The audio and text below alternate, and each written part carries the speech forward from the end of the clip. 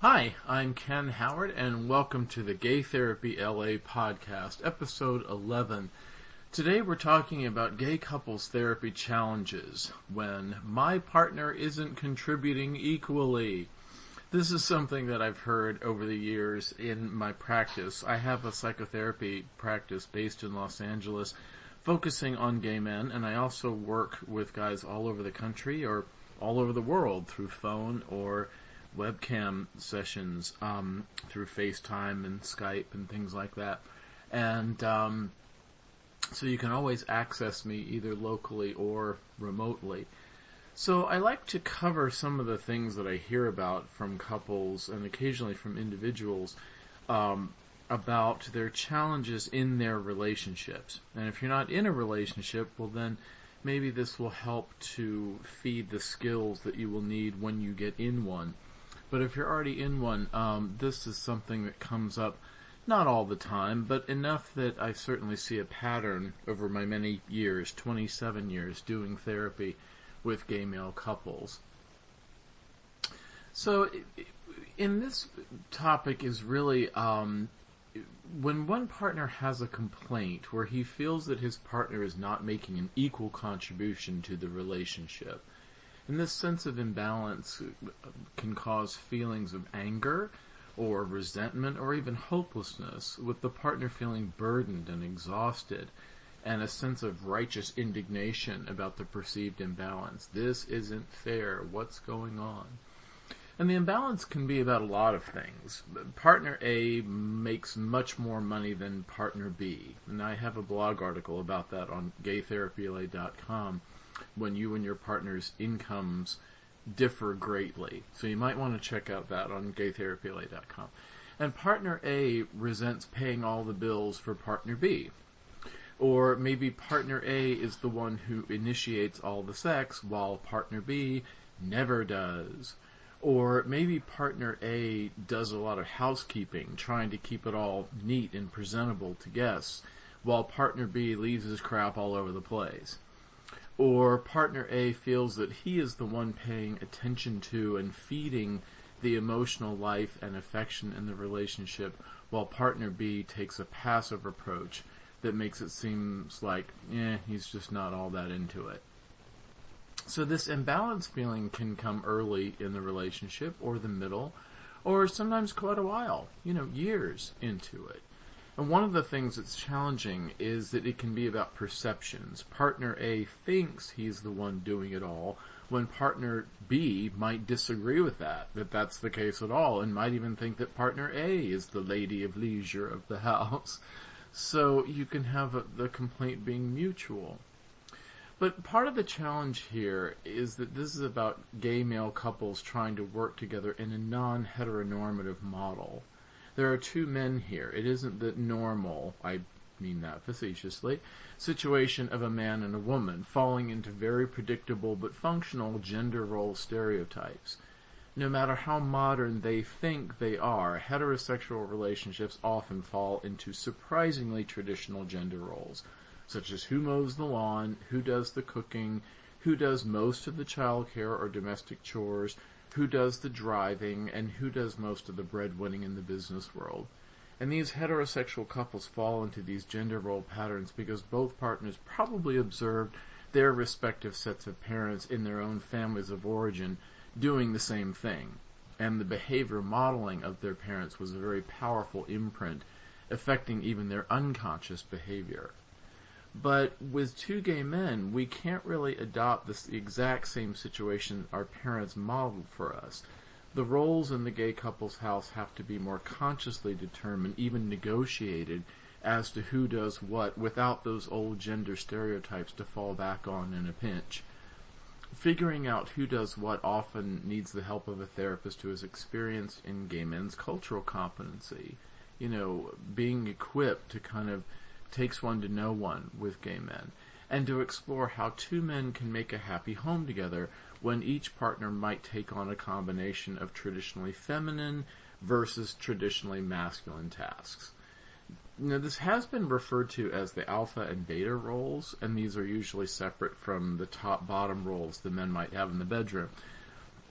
There's some homophobic and kind of heterosexist views of gay couples that lead people to ask, which one is the woman, in a gay couple? And the answer is neither. Challenging that critic's obsession with trying to overlay heteronormative roles in gay relationships.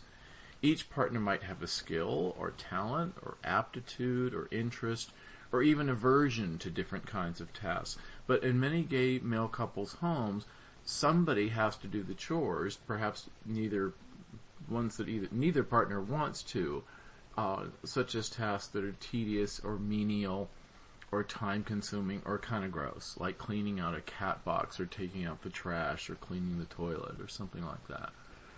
Historically, heterosexual couples had it easy if, and that's a big if, they wanted to. My mother, for a time, was, by her own report, very happy being a homemaker and a mother, while my father worked in a government office. I call this the Lucy and Ricky model after the 1950s TV show I Love Lucy, with the, very hilarious and business savvy and very pro-gay, by the way, Lucille Ball, and that Latin hottie and television technology pioneer, Desi Arnaz.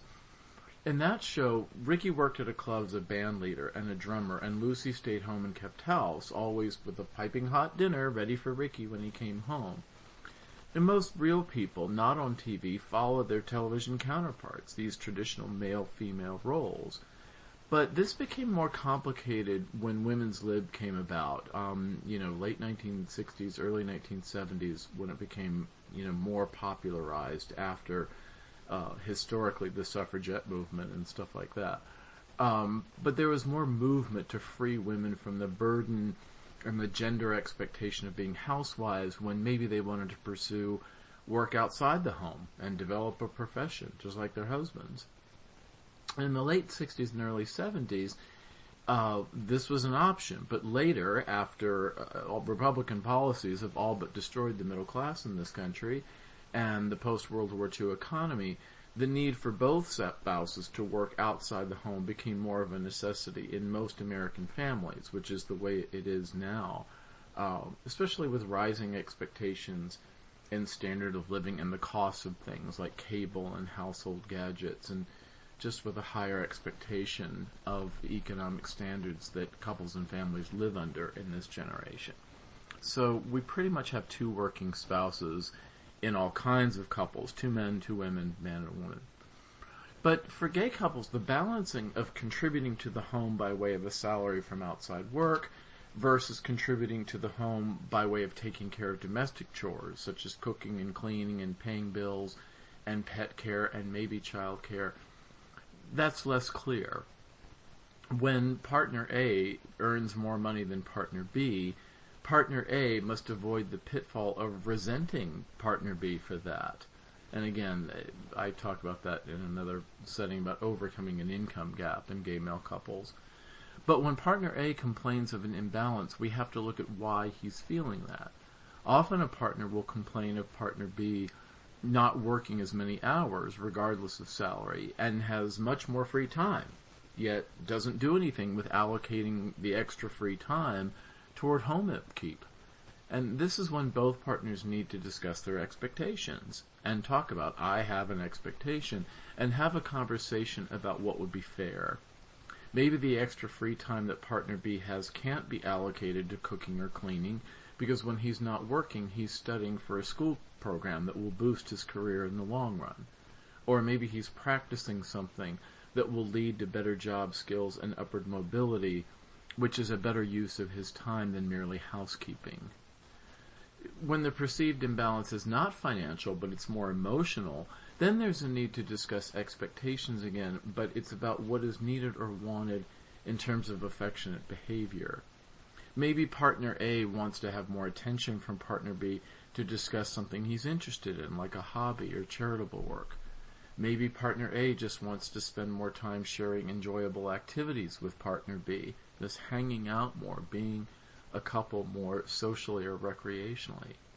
Maybe partner A is not getting his sexual needs met and wants to negotiate changes in the sexual relationship with partner B.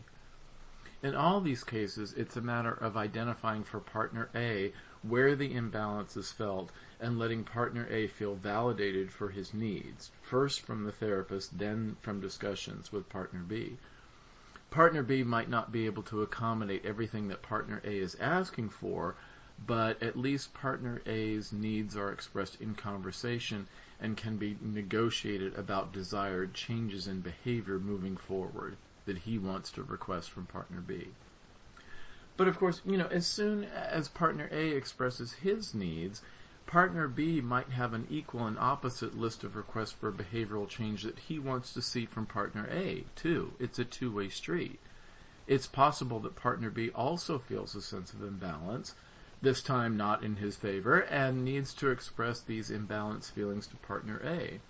I've seen this a lot in practice, and both partners might make a very compelling case for their needs because they're expressing their needs from their heart and really how they see things from their own point of view. So the challenge is having both partners discuss their grievances about the other without it just devolving into a screaming match and mutual accusations. It's about developing productive interpersonal communication skills, which can be improved with the help of a therapist. Strive to improve not just the frequency of communication with your partner about the topics that will make your relationship better, but also the quality of your communication. The ability to talk and listen with greater accuracy of expressing your feelings while you're also understanding his. There are couples therapy or relationship coaching techniques that help guys achieve this, such as the couples dialogue technique by famous couples therapist and author Harville Hendrix, Hendrix. Some of his books can be very good for that, like Getting the Love You Want. But in session we might do an exercise where I teach the couple's dialogue, because it refines your communication quality and takes it to a higher level of efficiency. So when you're talking about achieving equality in the household or reducing the sense of imbalance that could be making one or both of you angry, ask yourself and each other some of these questions to get the conversation started. So number one is, what level of cleanliness do we want to have in this house? Do we want to put in the time and money and effort that it takes to make it look like House Beautiful or Architectural Digest? Or would just kind of, modern college student, would that style suffice? Number two is, where do you think you could do better in terms of contributing more fairly to the household? What could you start doing to make it better? What could you stop doing to make it better? Like stop leaving stuff all over the place unorganized? What could you do that you already do, but do better to make things better at home? It's asking yourself, what could you do better?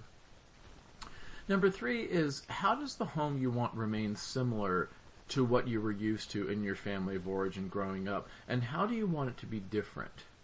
How are any cultural differences in our families of origin between the two partners affecting how we live together now? Maybe you came from a messy house because there were lots of kids and there were toys and crap everywhere. Or maybe you came from a very small family and everything could always be kept very neat and tidy. Or maybe you had a mom or a dad with OCD who wanted everything just so all the time. That's the way mine was. It was my friends used to say my house growing up looked like a museum because nothing ever moved. So number four, who takes care of paying the bills on time now?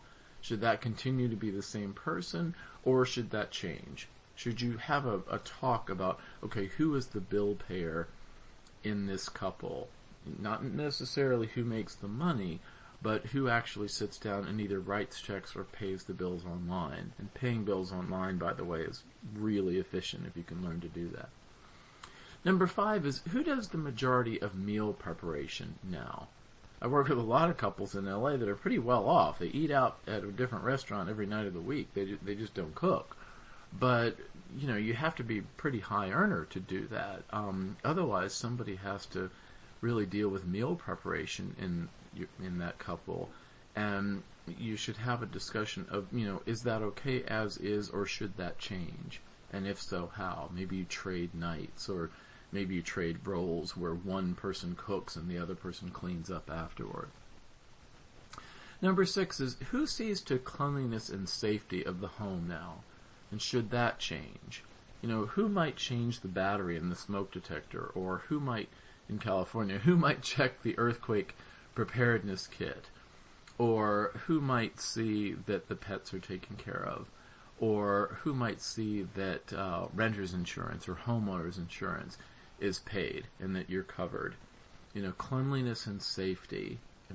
Who's in charge of that in your house? Number 7, who does the majority of caring for any pets now? Do your pets need shots that are up to date at the vet? Do they need to be groomed somehow? Or do you have a cat that maybe needs her claws clipped so she doesn't claw the furniture in the house? Who empties the cat box if there's a cat litter box in your house? Who walks the dog if there's a dog that needs to be walked? Is it partner A? Is it partner B?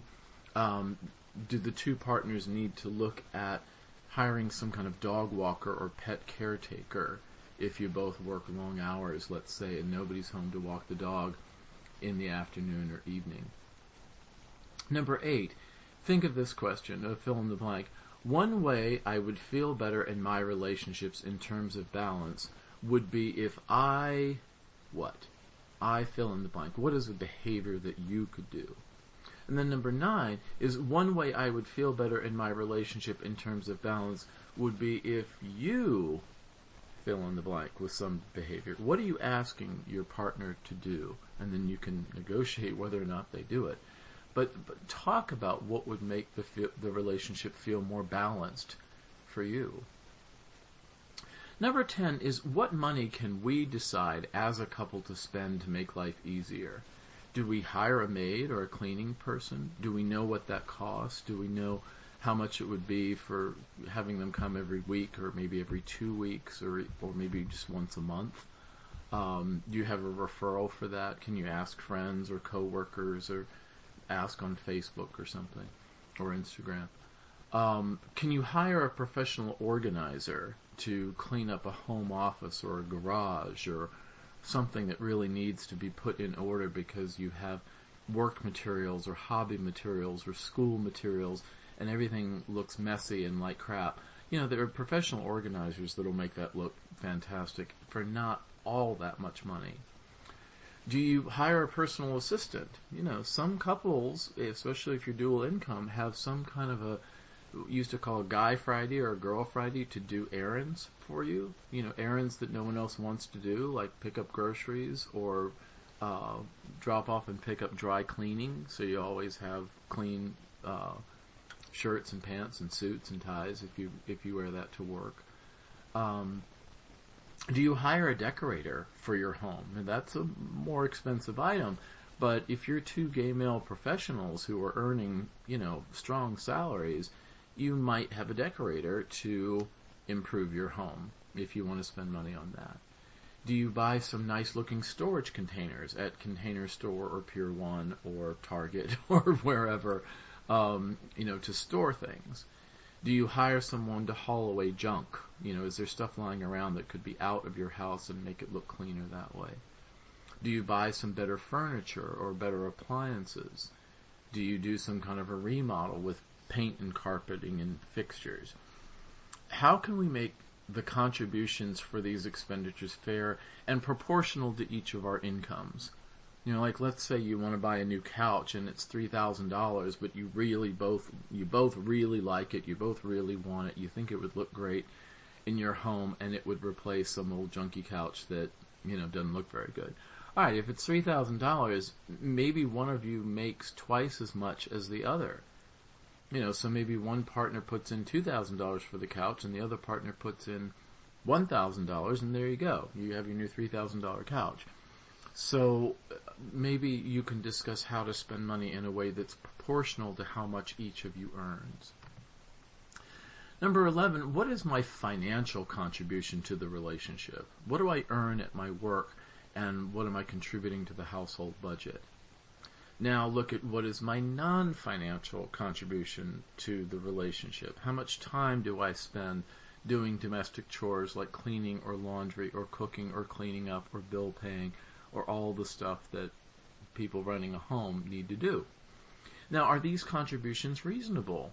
The financial contribution or the non-financial contribution? And if they're not reasonable, then how could they be adjusted? Could you talk about those items with yourself and with your partner and say, are we making our financial and our non-financial contributions somehow reasonably fair? And if not, what changes could you make that would make it feel fair and kind of justified? And number 12 is about communication. If there is one thing I wish you as my partner would understand about me in greater depth, it would be this. Fill in the blank. Think about that one thing that you don't really feel your partner understands you about. And you would like to ask him to pay more attention and talk about understanding you in more depth on a certain issue. Maybe you're asking him to understand how a clinical depression affects your functioning. Or maybe you're asking him to understand how having a very stressful job at the office is affecting his home life. Or maybe you want him to understand how issues in your family of origin is affecting your current domestic life. Like if you had an abusive parent who would hit you or punish you if things were not spotlessly clean, like Christina and Mommy Dearest, right?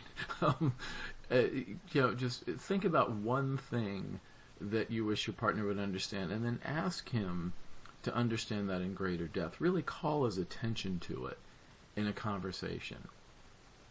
So you can modify these questions as you see fit as to what's right for your relationship, but you get the general idea. Questions like these during candid conversations with your partner, during a time set aside just for this, without distractions, no phone, no Instagram, no nothing, can help get the dialogue going and improve the quality of communication in your relationship. But if you find yourself having difficulty with this type of gay relationship inequality dialogue without devolving into a screaming match or name-calling or stonewalling or even violence, then you might need the structure and support and safe space of having these conversations, with help in couples therapy or relationship coaching, both of which are services that I offer. So for more information on that, if you need it, you can email me, ken@gaytherapyla.com. Don't forget the LA part. ken@gaytherapyla.com. Or call me or text me. Texting's a little easier. 310 area code in LA. 310-339-5778 for more information or to book an appointment. Or you can get more information on the website, gaytherapyla.com.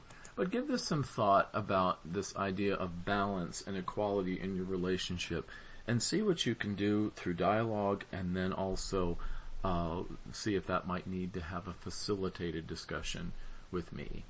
So thanks for listening. If you have comments or questions or suggestions for topics you'd like to see me cover in future podcast episodes, please let me know through those communication means as well. Thanks.